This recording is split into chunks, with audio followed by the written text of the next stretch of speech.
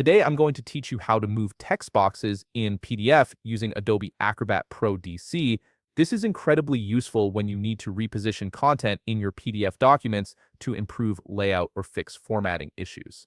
Let's walk through the process step by step. First, open Adobe Acrobat on your computer and log in with your credentials. Once you're signed in, you'll be directed to the main interface where you can access your files.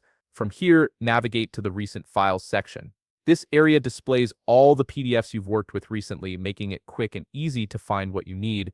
Go ahead and select the file where you want to move text boxes with your PDF now open. Look toward the upper left toolbar.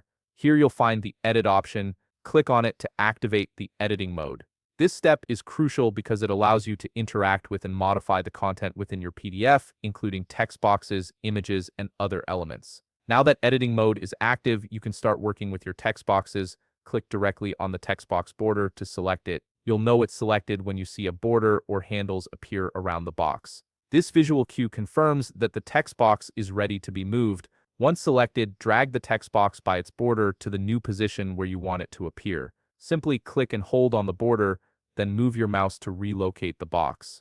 This gives you complete control over placement, allowing you to adjust spacing and alignment to match your document's needs. Take your time with this step to ensure the text box is positioned exactly where you want it. After you've moved the text box to its new location, click outside the box to deselect it. This action confirms your changes and allows you to see how the repositioned text box looks within the overall document layout. It's a good idea to review the placement before saving to make sure everything appears correctly.